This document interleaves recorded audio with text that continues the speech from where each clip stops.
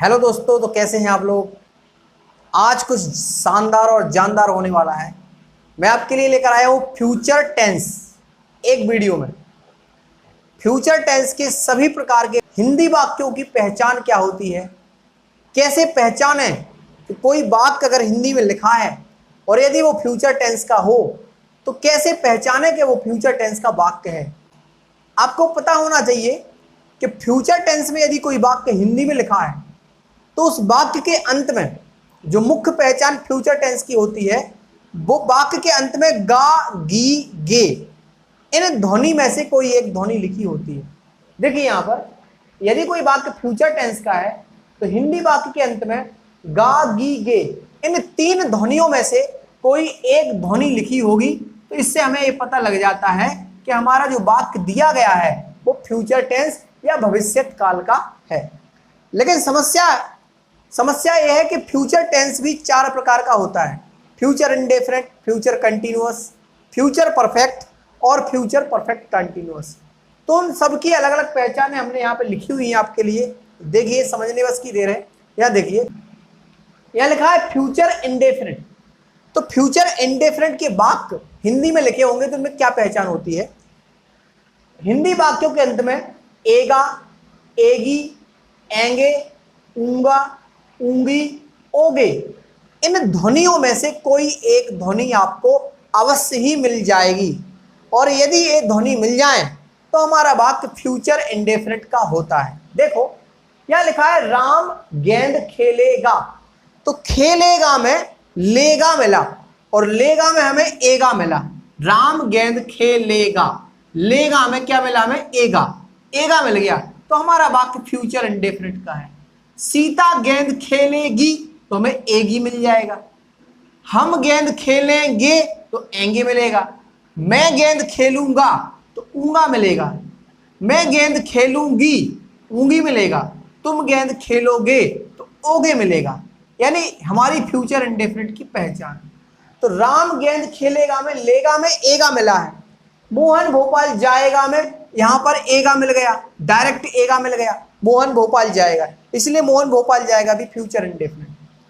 लेकिन इनके अलावा भी फ्यूचर इंडेफिनिट में एक वाक्य ऐसा होता है जिसके अंत में है हूं हो लिखा होगा और वो फ्यूचर का होता है हूं हो प्रेजेंट टेंस की पहचान होती है। लेकिन यदि किसी वाक्य के अंत में है हूं हो लिखा है और उस वाक्य में भविष्य की बात कही जाए, आगे की बात कही जाए जो अभी हुई नहीं है, घटना होने वाली है या कोई करने वाला है, तो उसके लिए भी हम उस वाक्य को फ्यूचर टेंस के अंतर्गत रखते हैं। जैसे यहां लिखा है मुझे इंदौर जाना है। तो यहां पर है शब्द प्रेजेंट टेंस की पहचान है, पर इंदौर जाना है यानी अभी गया नहीं हूं, जाना है, आगे की बात हो रही है, तो वो बात भविष्य में आती है और इस प्रकार की बात फ्यूचर में बनाए जाते हैं। मुझे IAS बनना है, उसे कलेक्टर बनना है। पिताजी को इंदौर जाना है, मुझे बनारस जाना है, मुझे दीपावली पर नया घर खरीदना है। इस प्रकार के सभी वाक्य फ्यूचर टेंस के अंतर्गत आते हैं, तो उन्हें फ्यूचर इंडेफिनिट में रखा जाता है। दूसरा हमारा जो टाइप है फ्यूचर टेंस का वो है future continuous tense. Future continuous tense के हिंदी वाक्यों के अंत में रहा होगा, रही होगी, रहे होंगे, रहा हूंगा इन ध्वनि में से कोई एक ध्वनि या कुछ क्रियाएं हैं, खड़ा होगा, पड़ा होगा, बैठा होगा, लेटा होगा, पीड़ित होगा, बीमार होगा, सवार होगा, इस प्रकार की कुछ क्रियाएं अगर लिखी हैं तो वो हिंदी का वाक्य फ्यूचर कंटिन्यूअस टेंस का होता है। यहां देखिए राम गेंद खेल रहा होगा। तो यहां पर रहा होगा लिखा है, तो रहा होगा से हमें पता लगा कि हमारा वाक्य फ्यूचर कंटिन्यूअस टेंस का है। रही होगी, सीता गेंद खेल रही होगी, रहे होंगे के लिए हम गेंद खेल रहे होंगे।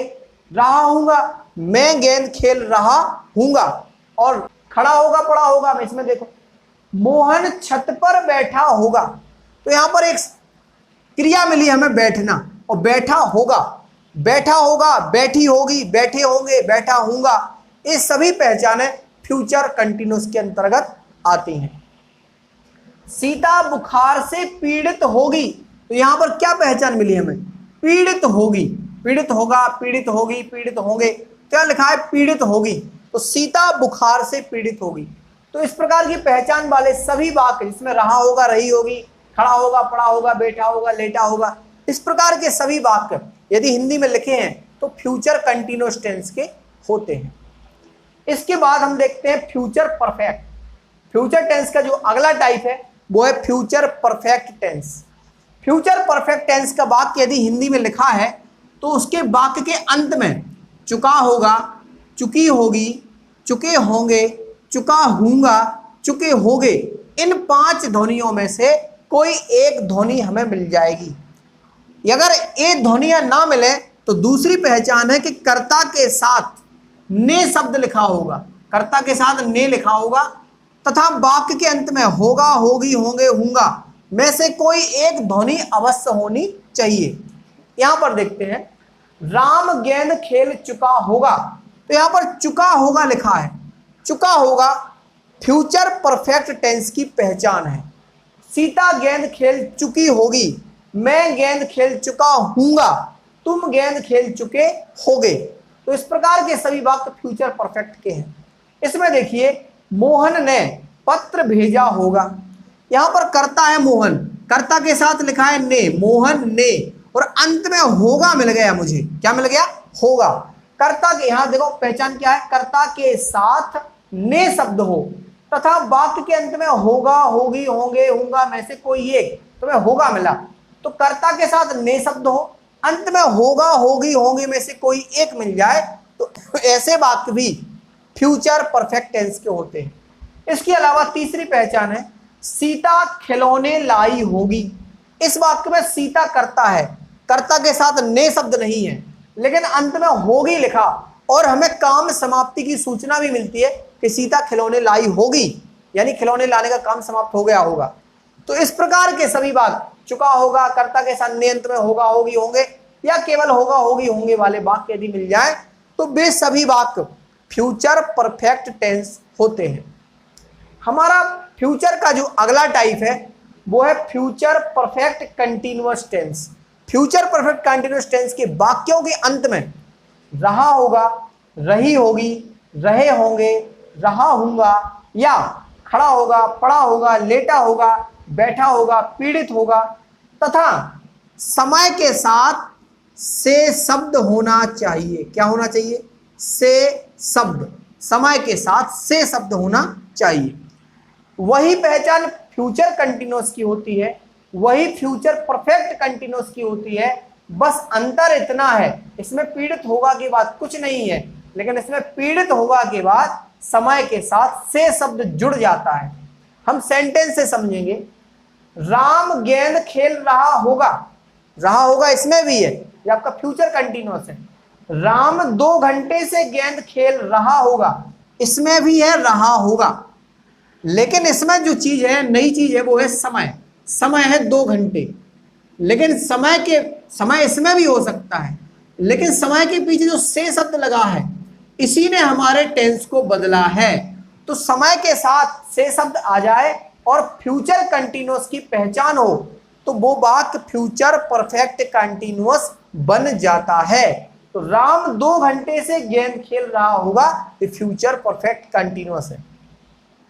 यहां लिखा है मोहन छत पर बैठा होगा, यहां लिखा है मोहन सुबह से छत पर बैठा होगा। तो बैठा होगा यहां पर भी है और बैठा होगा यहां पर भी है, परंतु इसमें समय जुड़ गया, लेकिन समय के साथ से जुड़ गया। इसमें ऐसा भी लिख सकते थे मोहन सुबह छत पर बैठा होगा, तब भी यह वाक्य फ्यूचर कंटीन्यूअस का रहता, लेकिन इसमें सुबह जुड़ गया और सुबह के साथ से जुड़ गया। अगर हम इतना बस लिखें मोहन सुबह छत पर बैठा होगा तो फ्यूचर कंटीन्यूअस है, लेकिन इसमें सुबह के साथ से जोड़ दिया जाता है तो बन जाता है फ्यूचर परफेक्ट कंटीन्यूअस। समय के साथ से जुड़ जाना चाहिए। तीसरा वाक्य यहां लिखा है सीता बुखार से पीड़ित होगी, फ्यूचर कंटीन्यूअस। यहां भी लिखा है सीता सोमवार से बुखार से पीड़ित होगी, फ्यूचर कंटीन्यूअस की पहचान। परंतु इसमें जो सोमवार है वो समय है और समय के पीछे से लगा हुआ है। क्या लगा हुआ है? से, तो समय के पीछे से लग जाए और कंटिन्यूअस की पहचान मिल जाए तो हमारा वाक्य परफेक्ट कंटिन्यूअस का हो जाता है। इसलिए ये तीनों वाक्य किस टेंस के हैं? फ्यूचर परफेक्ट कंटिन्यूअस टेंस के। ठीक है, तो future indefinite, future continuous perfect और फ्यूचर परफेक्ट कंटिन्यूअस के सभी प्रकार के वाक्यों की पहचानें आपको यहाँ पर लिखी हुई हैं। आशा है कि आपको बहुत अच्छे तरीके से फ्यूचर टेंस के सभी प्रकार के वाक्यों की पहचानें समझ में आई होंगी। यदि इसके बावजूद भी आपको कोई डाउट है, आपका कोई प्रश्न है, तो आप हमें कमेंट करिए, हम उसका बहुत जल्द समाधान आपके लिए देंगे। Thanks for watching.